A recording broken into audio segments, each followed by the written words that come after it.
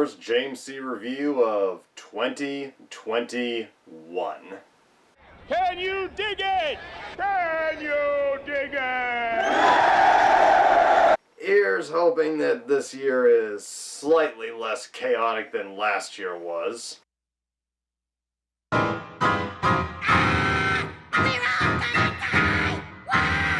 As I do every year on this show, it's time to kick off this latest season of episodes by reviewing a film starring my all-time favorite action film icon, Charles Bronson.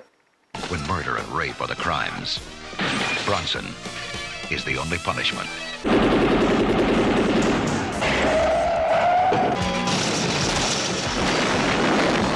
And for this review, we're going a way back, all the way back to 1968, with the spaghetti western epic, Once Upon a Time in the West, directed by one of the greatest filmmakers to ever work in the western genre, Sergio Leone.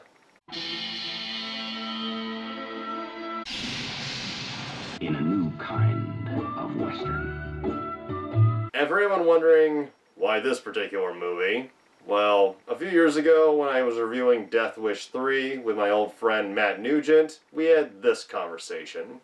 When are you going to do Once Upon a Time in the West? Maybe after I finish the Death Wishes. Yeah. There are so many, as you can see behind you, great Charles Bronson movies to choose from. Oh, holy shit.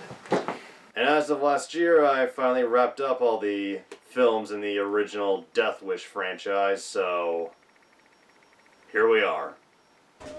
Let's do this.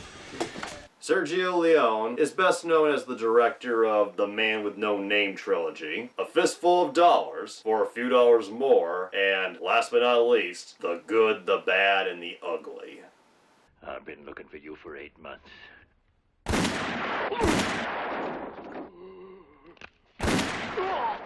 When you have to shoot, don't talk.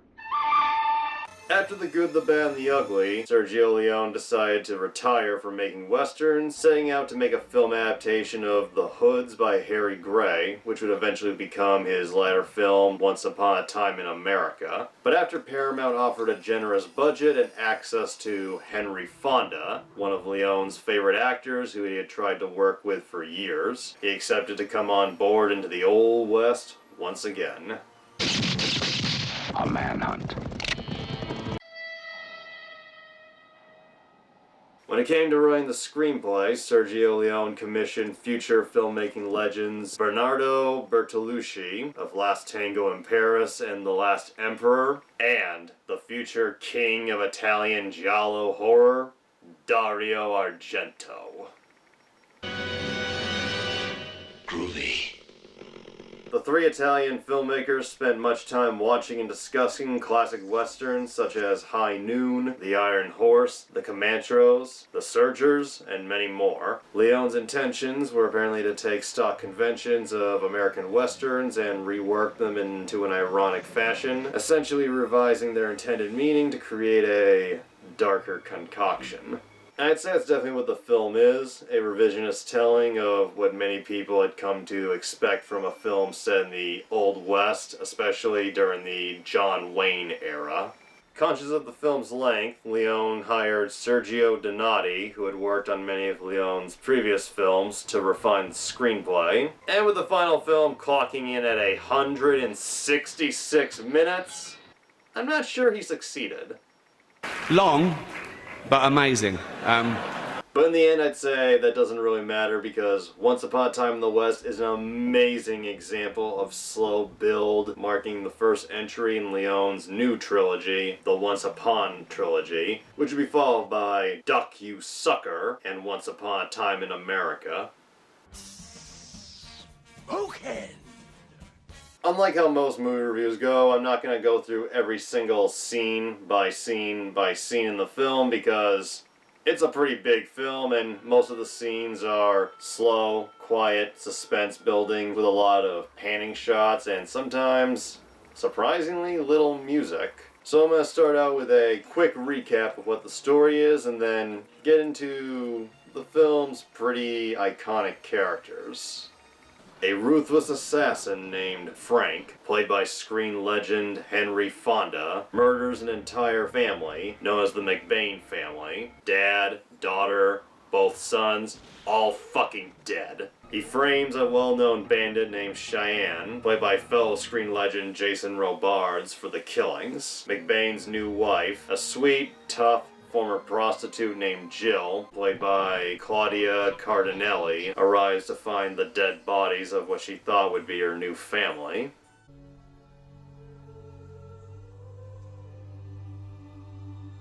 Meanwhile, a mysterious stranger with no name,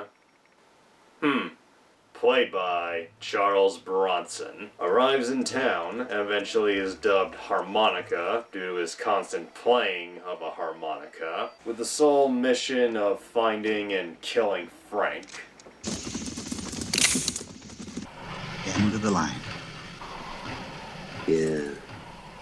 These three, otherwise unconnected people, all come together to protect the McBain family land, which it turns out was bought due to it being the only water source for miles, and was intended by McBain to become a station/town for the new railroad that's being built through. Frank was hired by a crooked railroad tycoon named Mr. Morin, played by Gabriel Ferzetti, who's suffering from tuberculosis, and together these three, not completely innocent, but still more redeemable characters, were to protect the land, keep it, and get vengeance on Frank. We found him out of McBain's place, stone dead. Your friends have a high mortality rate, Frank. And as we approach the end, we find out what Frank did that made Harmonica so out for blood. Who are you? Dave Jenkins. Dave Jenkins dead long time ago. You ought to know, Frank. You killed him. It's a decent story. You gotta pay attention to understand some of the things as the film goes on, due to the length, but it never gets too complex that you can't understand why the characters are doing what they're doing. And the gradual reveal of the motivations for Harmonica and Frank are excellently developed. And they'll kill it off. Future don't matter to us. Nothing matters now, not the land, not the money, not the woman. Most movies have one big opening scene. Once Upon a Time in the West has two. We get this incredible opening credit sequence where, in an unusual change of pace for Sergio Leone, there is no music. It is virtually silent except for ambience and a fly. This whole opening sequence, which is three gunmen arriving at a train station, clearly waiting for somebody, is an amazing example of how to build suspense. Hell, one of the bad guys traps a fly that's been bugging him in his gun, holds it up to his ear so he can hear it buzz, and he obviously takes a sadistic bit of joy in hearing it panic. This guy is unfucking believable. That's how good this sequence is. It puts you on the edge of your seat concerning the fate of a disgusting little insect. The fly part was apparently Dario Argento's idea, and the actor Jack Lamb had to have jam put on his face, and then they just let loose a bunch of flies, hoping a few of them would be drawn to him. That's disgusting. Woody Strode, who plays another one of the gunmen, has a very memorable series of moments where we see water dripping on his head. Originally, Leone wanted him to move, but Strode thought it would be better if he didn't, saying his character was too cool to let dripping water distract him. Leone liked the idea and eventually, spur of the moment, suggested that he take off his hat and drink the collected water. You want some water? And then Charles Bronson enters the scene and, god damn, was there ever a time where this motherfucker didn't look like the toughest son of a bitch who ever lived? And even though it was Death Wish that turned him into an action icon, he still got incredible action movie lines. Did you bring a horse for me? Looks like we're shy of one horse. You brought too many. And then we get the obligatory anti-hero shoots bad guys in less than 5 seconds Sergio Leone trademark.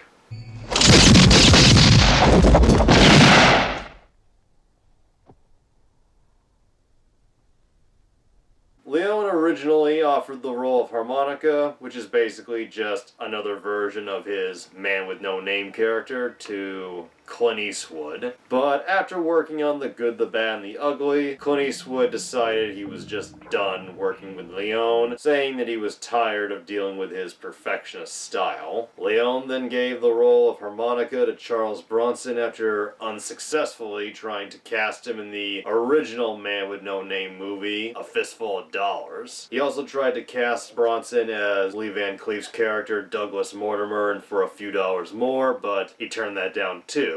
He also tried to cast him as Tuco in The Good, the Bad, and the Ugly, and he also turned that down, but for a good reason. He was doing The Dirty Dozen at the time.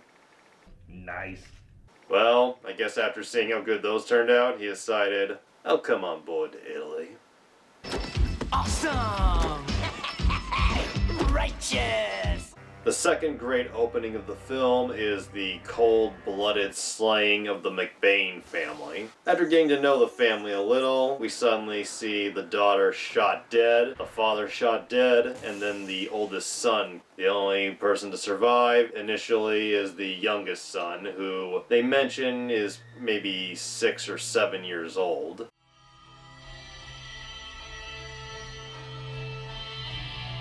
And we then get this slow moving shot to reveal the leader of this gang of killers is Henry fucking Fonda. This is notable for being one of the only villain roles Henry Fonda ever played. And this was well into his film career, where he had made a name for himself of playing good, decent protagonists. Fonda originally turned down the role of Frank, and when he asked Sergio Leone why he wanted him, Leone said, "Picture this. The camera shows a gunman from the waist down, pulling his gun and shooting a running child. The camera pans up to the gunman's face, and it's Henry Fonda."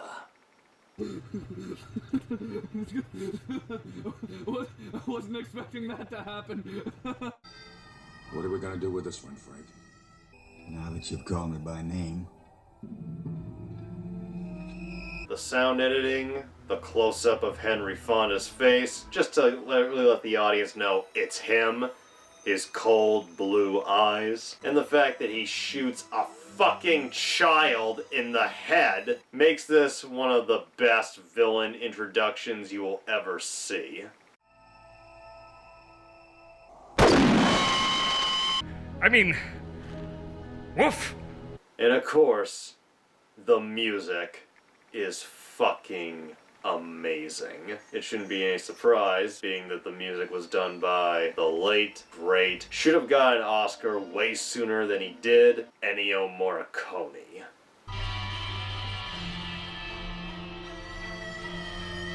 We lost him within the past year, but he made some of the most goddamn amazing music cinema will ever hear. And after the wild, intense music of The Good, the Bad, and the Ugly, we get a, at times, more subdued but beautiful score. The music in Once Upon a Time in the West is honestly some of the most beautiful music I've ever heard. Particularly the introduction to the Jill character, who, and I didn't recognize her at first, I had seen before as the princess in the original Pink Panther.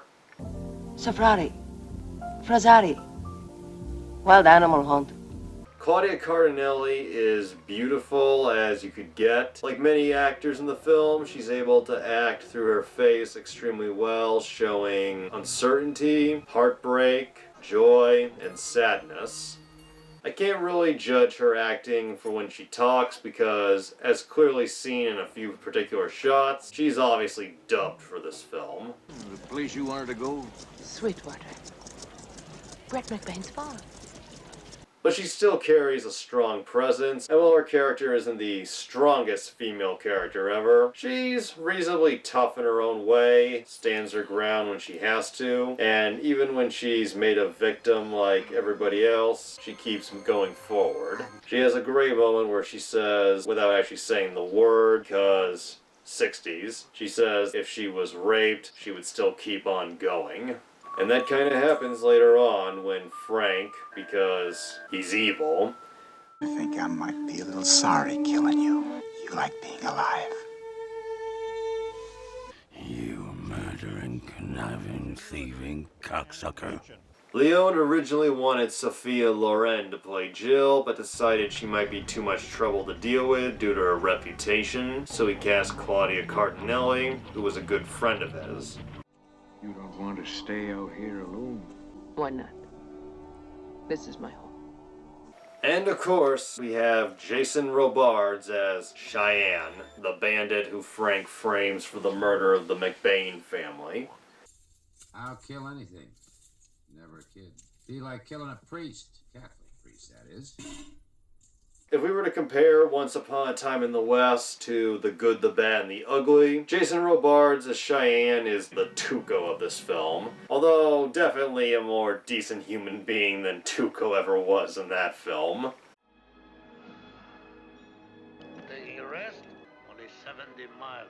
That's not too bad. Cheyenne is clearly a bad guy, but he's sympathetic to Jill and what she's been through. His main motivation at first is to find the man who framed him, but after making it clear to Jill that it wasn't him, you can tell there's a attraction building between them.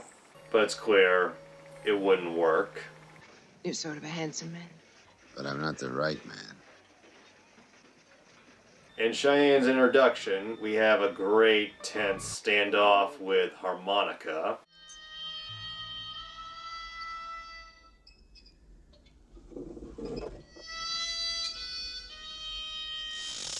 And maybe faster than you.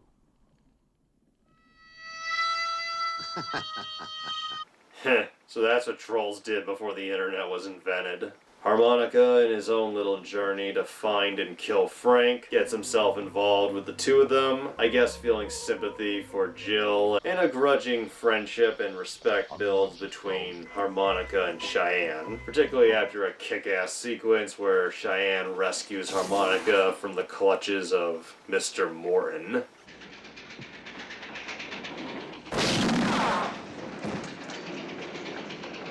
The three-way relationship between Jill, Harmonica, and Cheyenne is one of the best parts of Once Upon a Time in the West. The characters don't say much, but their connection, the way they work together, is just so engaging to watch. Figure it ain't gonna look like much, but it'll be the first thing she sees when she gets back. While the character of Frank is undeniably evil, I will say it's clear Henry Fonda is not used to playing this type of character, and while I think he's a great villain, in terms of being sadistic all the way through, I still think Angel Eyes is the best villain Sergio Leone ever cooked up. But that being said, the film does do a good job building up what the connection is between him and Harmonica. And before I reveal just what the motivations for Harmonica are, I just want to give a shout out to cinematographer Tonino Detti-Goli. The cinematography for this film is breathtaking, almost as much as Ennio Morricone's score. The long shots of the desert, the close-ups of the actors, and some pretty inventive shots for the time. Also a shout out to Nino Baragli, who edited the film, and also did The Good, the Bad, and the Ugly, Once Upon a Time in America, and cinema snob fans will know this one, Sallow, 120 Days of Sodom. I guess we can be thankful that Sergio Leone in this gritty, dark revisioning of the Old West refrained from having anybody being forced to eat shit. For the film's ending, which had many sequences, first of which after being kidnapped and escaping, Cheyenne mortally wounds Mr. Morin. Frank, who discovers he was double-crossed by Morin, heads back to kill him, and discovering him dying, chooses instead to just watch him bleed out to death. And Morin, who talked earlier about how his dream was to see the Pacific Ocean, in his last few moments of life, struggles to drag himself to a big stream of water. I just thought that was a nice little touch. Seeing that he can't stop the railroad, Frank goes to Harmonica, and the two have their duel, at which Harmonica says at the end he will reveal who he is. Something's gonna happen. Throughout the film, we've been seeing this long, blurred flashback of a man walking towards Harmonica. Just before the two of them shoot, Harmonica flashes back and we see that the blurred figure is a younger Frank, who tells a off-screen person to play a lovely song for his brother, and he shoves a harmonica into the mouth of a young boy who is...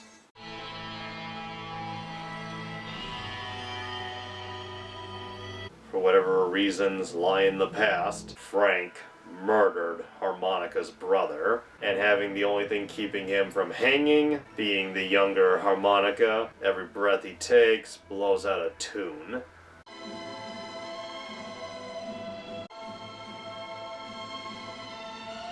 Eventually, he can't hold on any longer, and with Frank and his men laughing and smiling evilly, he falls down, losing his brother.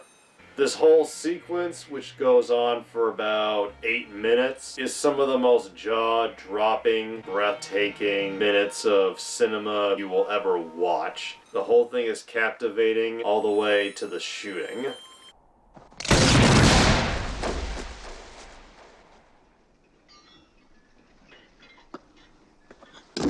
Harmonica finally reveals who he is by doing what Frank did to him all those years ago. Frank seems to realize who he is in those last few seconds. After saying their goodbyes to Jill, leaving it open-ended as to whether or not Harmonica will ever return, it's revealed that Cheyenne was shot by Morin as he was making his getaway. When they do you in, pray it's somebody who knows where to shoot. In a sad bummer of an ending, Cheyenne dies, asking Harmonica not to watch him as he goes.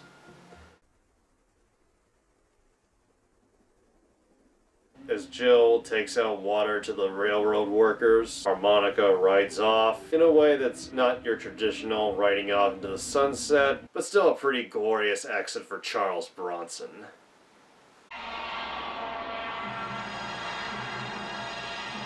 Once Upon a Time in the West, like The Good, the Bad, and the Ugly, is a fucking odyssey of a western, and despite the really long length, it almost never drags. The only sequence I felt that came close to dragging the film by its nuts was when Frank tries to force Jill to auction off her land, and maybe it's because Jurassic World Fallen Kingdom had the worst auction scene in film history, but I am just not into long auction scenes. $500 twice?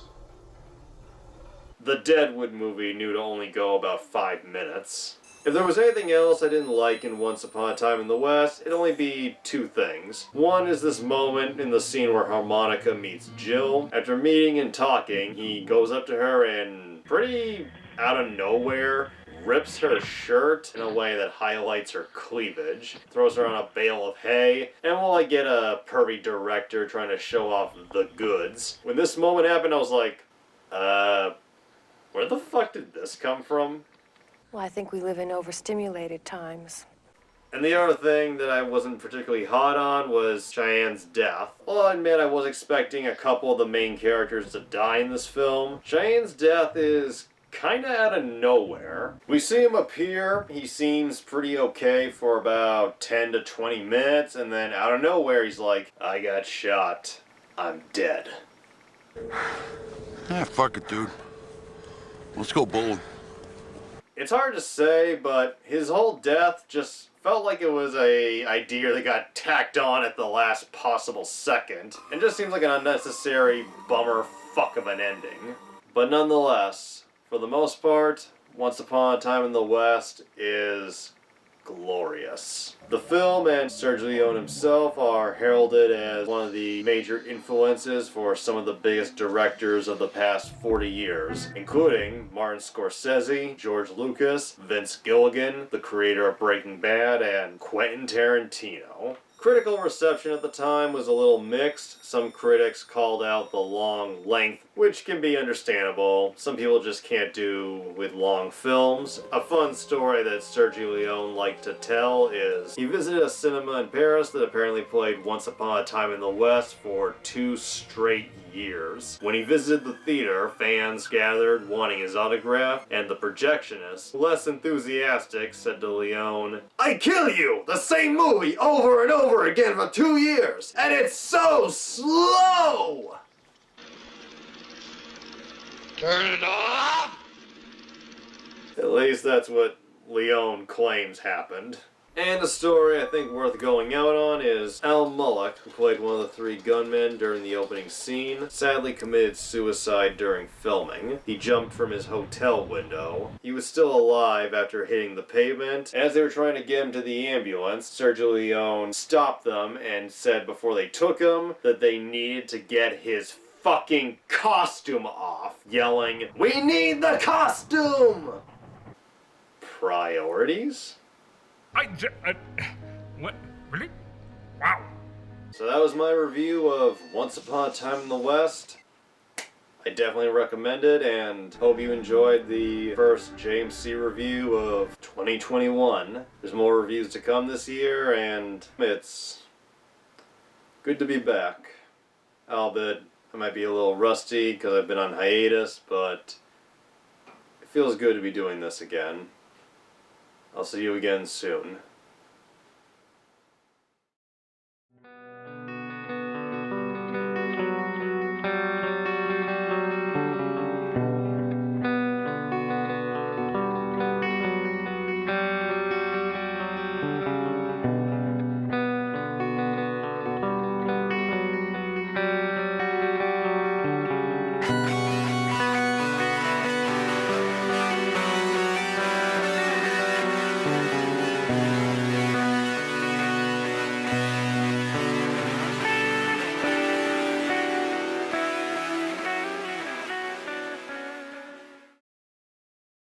So you found out you're not a businessman after all. Just a man. An ancient race.